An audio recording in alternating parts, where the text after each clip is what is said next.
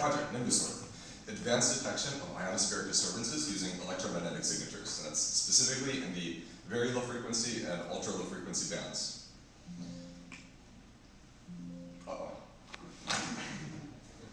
Okay, so why this matters is disaster relief efforts. When communications stress infrastructures are down, ham radio and amateur radio systems are a very reliable fallback. And knowing the condition of the ionosphere during those times can be very helpful for people who are trying to reach out during crisis.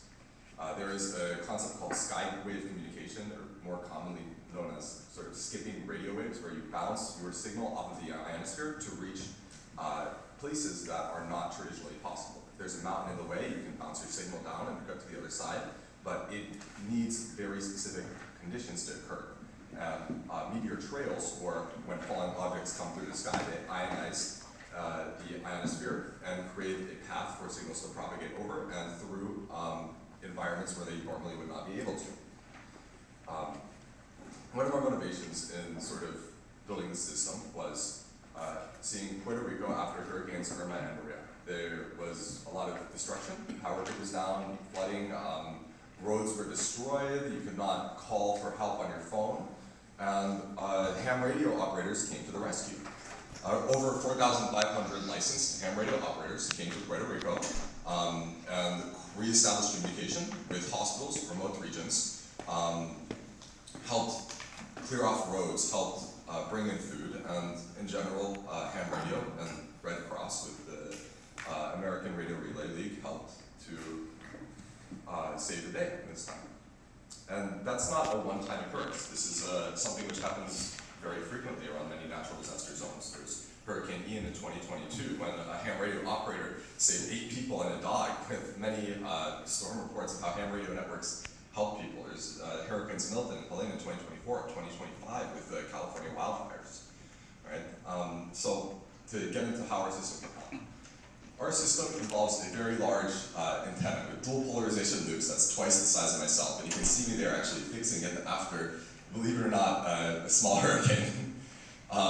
So we deployed this antenna over a 6-week period during the Perseus meteor shower and collected roughly 24 terabytes of raw voltage data. Our system goes through a single conditioning box that amplifies the already large antenna, which is needed to capture this very weak signal, by 1,000 times more with a 60 decibel amplifier and a low pass filter to capture the frequency range that we want. This data is then digitized and put into our computer, where we can start performing digital signal processing on it. The first thing that we do is we synchronize the time, and then we condition the data. There are some known sources of radio frequency interference: power lines, radio, some maritime communications down in the very low frequencies. One of the reasons why we're looking at such low frequencies, less than 30 kilohertz, is because there's very few sources of interference. When you get up into megahertz and gigahertz, there's lots of radio and telecommunications going on, but in the low frequencies, there isn't much. So when something is detected, it's a very likely falling object, a meteor or something else which is ionizing the atmosphere and inducing this electromagnetic field. Then we perform a short time Fourier transform, and while that in itself is not revolutionary, our short time Fourier transform only takes about 1 second, and we can see data update in real time. From 3 to 4 seconds after that, we can get a spectrogram and start labeling our data for immediate help when there is an event in the ionosphere disturbing it. So here's one of them. This is a spectrogram developed from Fireball Meteor Event 3646 in the International Meteor Organization's database. It was correlated independently by 9 different observers, and what they do is they see the meteor visually, and they take a picture in the sky. That's the bottom right picture over there. But our system was able to detect it 1 minute before any of the reports, and we can see a very clear spectrogram here that shows a strong, intense signal followed by an exponential decay into a weaker signal. We're also able to detect rockets. This is a much more sustained signal over a long period of time. This was a Falcon 9 rocket launch, and it's good to see it. We can also tell that the rocket is moving in a different direction from us. There's a concept of Doppler shift in astronomy where depending on what the the relative motion of an object to you, the frequency which you're observing at that object will change. So it's good to see that, and for one spectrogram, we were able to observe a very fast downward trajectory, and for the rocket, we're conversely able to observe a relatively slower to the meteor upward trajectory. We also reviewed space debris. Now there's no database to categorize space debris, but we were able to find a study which took a satellite image of the space debris falling down. And based off of that, we can tell that it's a little bit slower than the meteors, but it burns up over a longer period of time and has a more constant width where we're seeing a response in low frequencies. So what I'm trying to say here is that our system is capable of distinguishing and detecting between different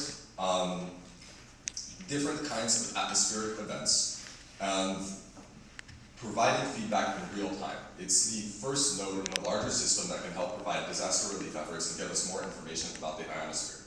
And our big plans for this involve having a deeper statistical analysis of the work, correlating with multiple types of instruments like cameras and magnetometers for more precise measurements and cross-correlation. When we detect a meteor or an asteroid or a space debris, if we can confirm with a camera that this is a meteor, that'll help us know with even more certainty than we already have what we're looking at.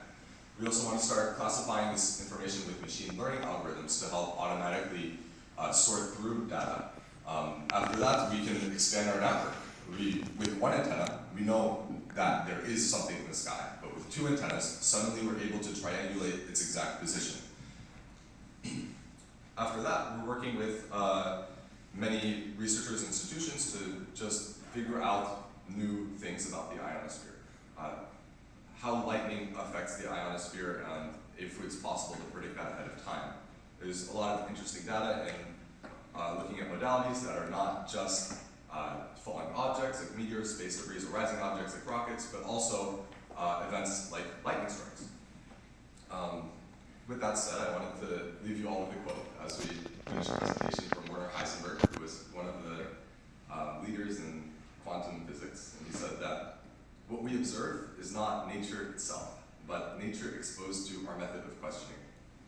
And through Nimbusort, the ionosphere begins to answer us differently. It's a new way of sensing. So thank you. I've been Maxwell. Any questions?